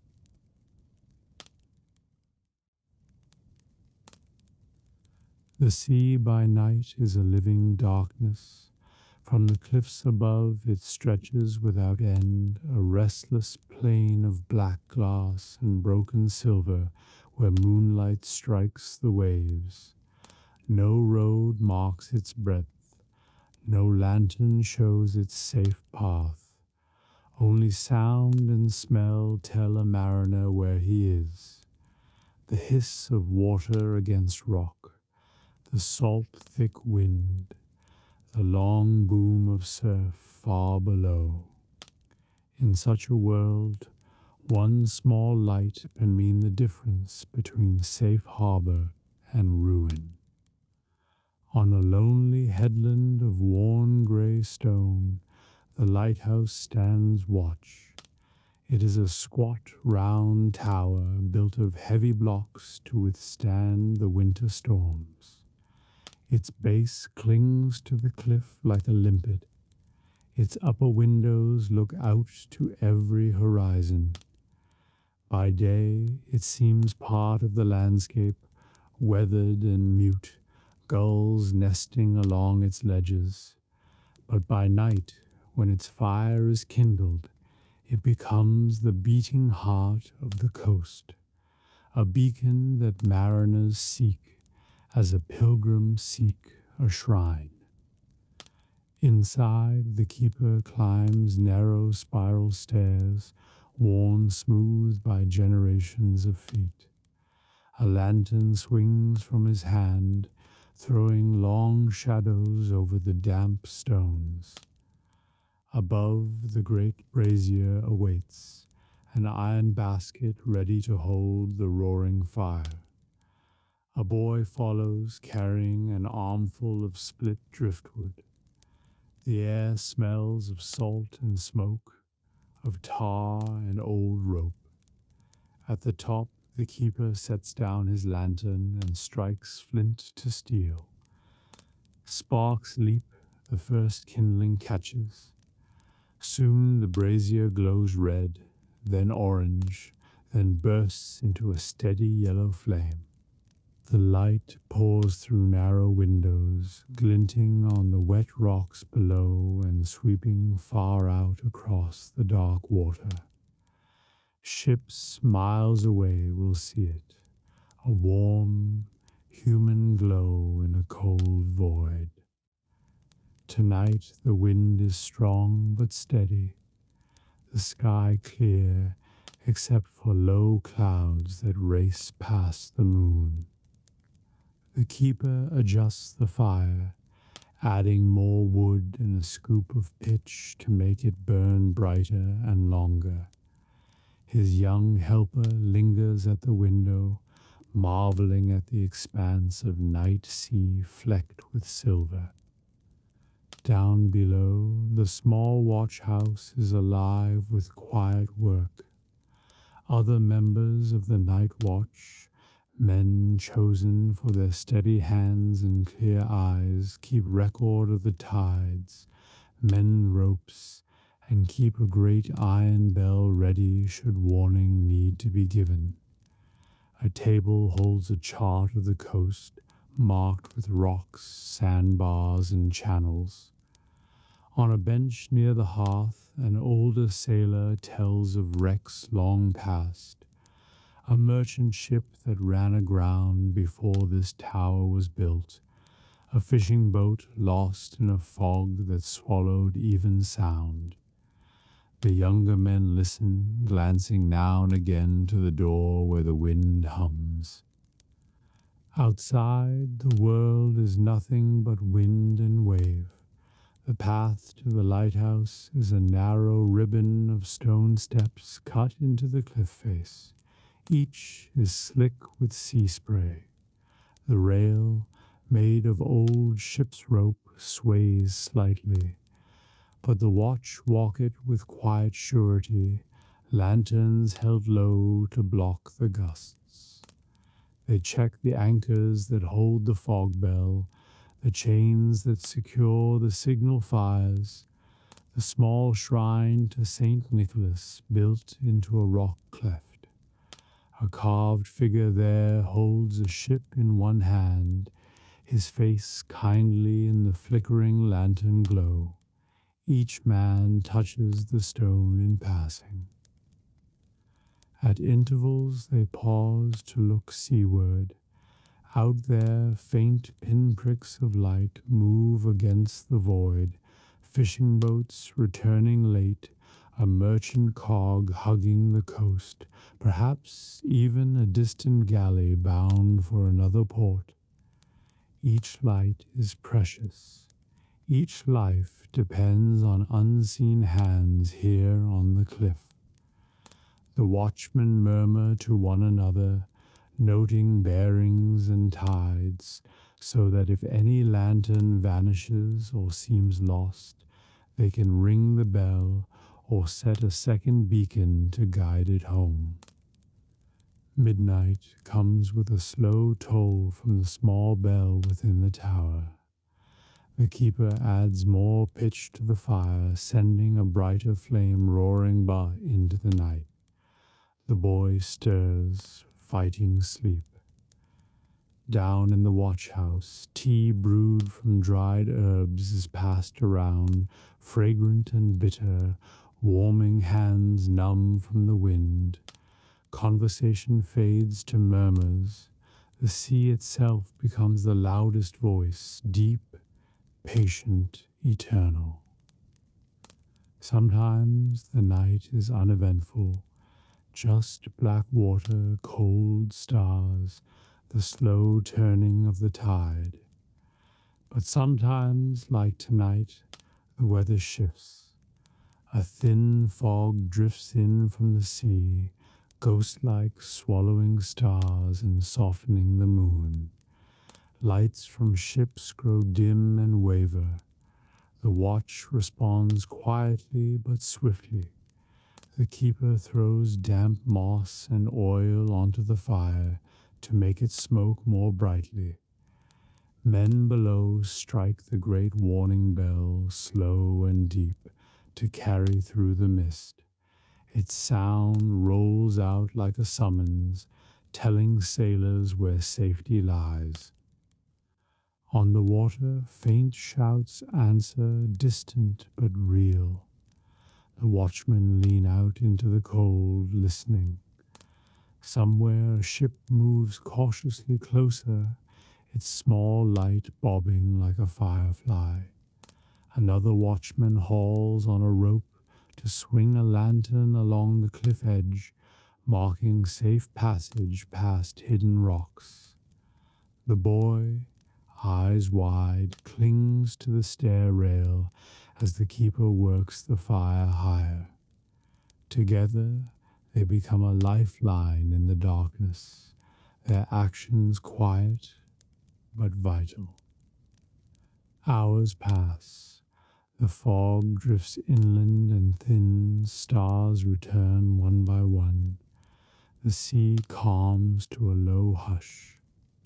Out on the horizon, lights move steadily and safely, each ship finding its way along the coast. The keeper at last eases the fire, letting it burn low but steady until dawn. The boy, exhausted, curls on a bench and sleeps while the older men sit in silence, drinking the last of the tea and watching the black water turn silver gray. When the first pale light touches the sky, the watch ends. The keeper stretches, bones creaking. The men coil ropes and close the shutters around the brazier to shield it from the coming day. Down the steps they go, past the saint's shrine, where one by one they pause to touch the stone again. The village below still sleeps, roofs shining wet from the night mist. Only the sea remains wakeful, endless and patient. As the sun climbs, the lighthouse falls silent once more, a dark tower against the brightening sky. But every sailor passing knows the light will return with the night, faithful as breath. And in every home along the coast, families rest easier knowing the watch has kept its promise, standing between fragile boats and the vast, indifferent sea.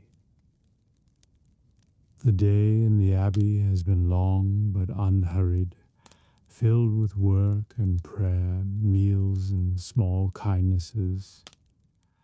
Now the sun is sinking beyond the fields, and a hush begins to gather like a slow tide. The bell in the tower tolls a single low note, rolling over the cloisters and gardens, calling the brothers to evening prayer. Lanterns flicker to life along the covered walks as sandals whisper toward the great church. In the nave, shadows stretch long across the worn flagstones. Candles glow in steady rows, their flames small but sure against the deepening dusk. The air smells of cool stone, beeswax, and the faint green breath of the garden carried in by evening breeze. One by one, monks enter and bow before taking their stalls in the choir. They come without haste, yet none linger. The rhythm of this hour is well known to all. Vespers begins with a single voice, low and resonant. Another joins, then another, until the whole choir breathes the psalms together. The sound is deep and warm, rising like incense toward the dark rafters above. No note is forced, no word hurried. It is music shaped by centuries, meant not to dazzle, but to soothe and lift hearts heavenward as night approaches. Outside the high windows, the last gold of sunset fades to violet. Birds settle in the eaves. The first bats flit against the glowing sky. Inside, The chant flows on, timeless and unbroken. The abbot leads the prayers with quiet strength, his voice neither louder nor softer than any other, yet steady as a bell. When the Magnificat is sung, the brothers stand, their habits swaying gently as they lift their hearts with merry song. When the final psalm ends, silence holds for a breath before the abbot gives the blessing. A deep Amen answers, and the service closes without applause or fanfare, only calm gratitude. The monks file out again, candles in hand to light the cloister's darkening paths. Outside, night has deepened. The first stars shimmer faintly above the abbey roof. The refectory glows with soft lantern light as the evening meal is shared. It is a simple supper, bread baked this morning, a thin broth fragrant with herbs from the garden, a few apples sliced and passed along the table. The reader's voice is absent tonight. Vespers has filled the need for words. The meal is eaten in silence, each monk savoring the quiet as much as the food. After supper, bowls and boards are cleaned with efficient care. Brothers move gently about their tasks, no sound louder than the clink of pottery or the faint rush of water from the kitchen cistern. Laughter is rare but not forbidden. Sometimes a small smile passes between friends, a wordless gladness for the day shared. When all is done, the abbey settles further. Some brothers return to the cloister walks, pacing slowly beneath the lanterns as they pray the rosary. Others visit the garden one last time to breathe the cool night air. The fountain trickles softly, and the scent of damp herbs mingles with distant wood smoke. The hives are silent now. Bees rest after their day's labor. The church doors remain open for a little while longer, inviting private prayer. A few monks slip inside to kneel alone before the altar. Candles burn steadily, their light gilding the stone and wood in gentle gold. Shadows sway on the walls as the flames tremble. These last moments before full night are cherished. Time to speak heart to God in solitude, to lay down worries before sleep. At last the bell tolls again, softer now, a call to Compline, the final prayer. All gather once more in the church, but the mood is changed from Vespers. If Vespers is a warm sunset, Compline is a quiet lullaby. The chant is low, tender, and brief. Psalms of trust, prayers for safety in the dark hours ahead. Into your hands, O Lord, I commend my spirit, they sing, and the words seem to settle over every stone. When the last note fades, the abbot sprinkles holy water down the rows, blessing each brother. Heads bow, a faint sigh of peace ripples through the gathered men. Then the candles are carried out, and the church darkens behind them, left with only the steady glow of the sanctuary lamp. The cloisters now are quiet but alive with soft light. Lanterns sway gently in the night breeze. Their golden circles of illumination pool on the flagstones, Monks walk in twos or alone, heading back to the dormitory or lingering for one more silent prayer. No speech breaks the calm, only the sound of sandals and the whisper of robes. Stars wheel above the abbey roof, brilliant now in the deep night. The air is cool and smells of damp earth and herbs. Somewhere an owl calls softly from the orchard. Somewhere else a door closes with a muffled thud. The porter makes his final round, checking gates and locks, moving with the ease of long habit.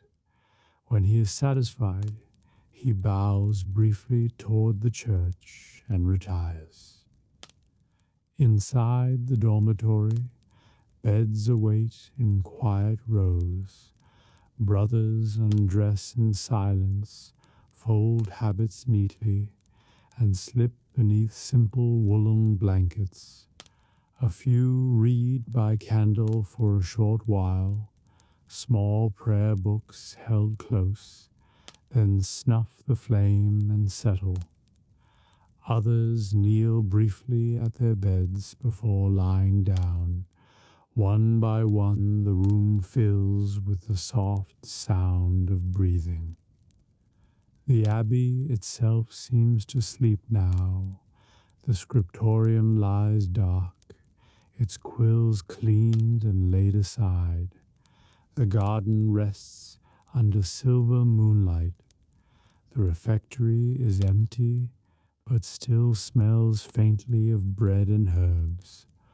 Only the sanctuary lamp burns on, a small flame keeping watch through the hours until dawn.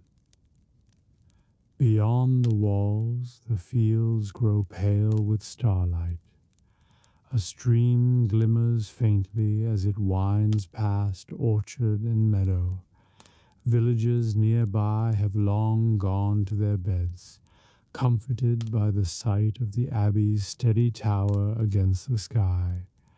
Its bell is silent for now, but its presence alone is enough to promise safety and prayer. Deep night holds the abbey gently. Its silence is it empty but full of faith, of work well done, of lives given to prayer and service. The stars wheel on, the lamp burns quietly, and within, the brothers rest in the great stillness they have sought all day. The peace here feels older than stone, older even than song, a quiet that carries through centuries and cradles all who surrender to it. When the first faint light touches the horizon, the bell will wake and call again. But for now night reigns, soft, safe, and filled with a listening silence. It is a silence that comforts, a silence that blesses, a silence that whispers of rest deeper than sleep.